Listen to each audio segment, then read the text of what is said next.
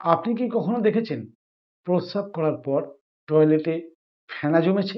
একবার যদি হয় এটা সমস্যা নয়, কিন্তু যদি বারবার হয় তাহলে এটা শুধু জল কম খাওয়ার লক্ষণ নয়, এটা হতে পারে কিডনি বা ডায়াবেটিস, এমনকি শরীরের বিভিন্ন রকম নীরব সংকেত বা নীরব বিপদের সংকেত। আজ জানবেন প্রস্রাবের ফেনা কেন হয়, কখন আমাদের ভয় পাওয়া উচিত, কি পরীক্ষা করানো উচিত, আর কিভাবে প্রাকৃতিকভাবে এর থেকে মুক্তি পাওয়া যায়।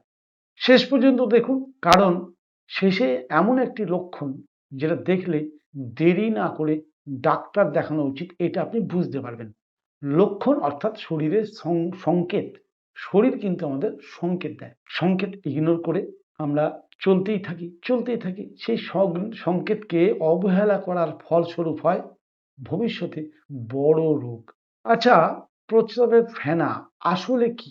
আমরা যখন প্রস্রাব করি কখনো টয়লেটে বুদবুদ বা ফেনা দেখা যায়। সব ফেনাই কিন্তু রোগ নয়। অনেক সময় দ্রুত গতিতে প্রস্রাব করলে বা টয়লেটে আগের যদি টয়লেট ক্লিনার থেকে যায় সেক্ষেত্রেও ফেনা হওয়ার চান্স থাকে, বা কম জল খেলে কোনো প্রস্রাব হলেও অনেক সময় ফেনা হয়। সাময়িকভাবে ফেনা হতে পারে, কিন্তু যদি প্রতিদিন ঘন বা খুব ঘন ফেনা হয় তখন কিন্তু সতর্ক হওয়া উচিত। আচ্ছা, এই ফেনার বড় কারণগুলো কি, যেটা আমাদের সবার জেনে রাখা উচিত? শরীরে জল কম থাকা বা ডিহাইড্রেশন এর একটা বড় কারণ হতে পারে। যদি আপনি কম জল খান, প্রস্রাব তাহলে কিন্তু ঘন হবে, আর ঘন প্রস্রাবে বেশি ফেনা হতেই পারে, বিশেষ করে গরমে ঘাম বেশি হলে বা উপবাসে। প্রস্রাবে প্রোটিন গেলেও অনেক সময় প্রস্রাবে ফেনা হয়, এটা সবচেয়ে গুরুত্বপূর্ণ কারণগুলোর মধ্যে একটা। কারণ যদি কিডনি ফিল্টার দুর্বল হয় তখন প্রোটিন প্রস্রাবে চলে আসে, এতে প্রস্রাব সাবানের মতো ফেনা হতে পারে। এটা কিডনি সমস্যার প্রাথমিক লক্ষণ হতে পারে, কিন্তু অতএব সাবধান হওয়াটা খুবই জরুরি। ডায়াবেটিস থাকলেও কিন্তু এই ধরনের লক্ষণ আসে। বেশি সুগার কিডনিকে ক্ষতি করতে পারে, ফলে প্রস্রাবের প্রোটিন আসতে পারে। যদি সাথে থাকে বেশি তৃষ্ণা, বারবার প্রস্রাব যাওয়ার লক্ষণ বা দুর্বলতা, তাহলে কিন্তু পরীক্ষা করা দরকার, অবহেলা একদম নয়। যারা উচ্চ রক্তচাপে ভোগেন, বেশি উচ্চ রক্তচাপ থাকলে কিডনির কিন্তু ক্ষতি হতে পারে, অনেকেই এটা বুঝতে পারেন না। আবার ইউরিন ইনফেকশন যদি সাথে থাকে তাহলে সমস্যা কিন্তু বেড়েই যায়। ইউরিন ইনফেকশনে যদি জ্বালা হয়, অত্যাধিক দুর্গন্ধ হয়, প্রস্রাব হয় বা জ্বর আসে, তাহলে এটা কিন্তু ইউরিন ইনফেকশনের কারণেও ফেনা হতে পারে। আচ্ছা, কোন লক্ষণগুলো দেখলে ভয় পাওয়া উচিত, এটা আমরা জেনে রাখি। ভয় পাওয়ার জন্য নয়, আগাম সাবধানতার জন্য। যদি ফেনার সাথে পা ফুলতে শুরু করে, চোখ ফুলে যায়, দুর্বলতা আসে, প্রস্রাবের পরিমাণ কমে যায়, প্রস্রাবে যদি রক্ত আসে, সঙ্গে যদি হাই বিপি থাকে বা ডায়াবেটিসের ইতিহাস থাকে, তাহলে কিন্তু একদম দেরি করবেন না। সঙ্গে আপনার যে ফ্যামিলি ডাক্তার তার সঙ্গে আলোচনা করুন কি পরীক্ষা দরকার। ডাক্তারের পরামর্শ অনুযায়ী ইউরিনের রুটিন টেস্ট করা উচিত, ইউরিনের প্রোটিন চেক করা উচিত, ক্রিয়েটিনিন লেভেল চেক করা উচিত, সুগার টেস্ট অবশ্যই করুন, রেগুলার বিপি চেক করুন। এগুলো অনেক সময় বড় রোগকে আগেই ধরতে সাহায্য করে, আর কিছুই না। আর সবচেয়ে যেটা জরুরি দরকার সেটা হচ্ছে পর্যাপ্ত পরিমাণ জল পান করুন। সারাদিনে ধীরে ধীরে জল পান করুন, একসঙ্গে 2 লিটার 3 লিটার 4 লিটার, কোনো টার্গেট নয়। পিপাসা অনুযায়ী জল খান। যখনই জল খাবেন 1 ঢোক জল মুখে নিন, মুখের লালার সঙ্গে ভালো করে মেশান, গিলুন। আবার যদি শরীর বলে আলু চাই, আলু খান। তাতে শরীর যদি একবারে 1 লিটার খেতে চায়, আপনার যদি জলে টেস্ট লাগে, তাহলে আপনি খান। যদি দেখেন জল খেতে বিরক্তি লাগছে, জোর করে খাবেন না। জোর করে খেলে সেই জলটা কিন্তু কিডনির উপরে প্রেসার ফেলে, অর্থাৎ বারবার খান অল্প করে। আর একটা বড় দরকার সেটা হচ্ছে লবণকে কম করুন।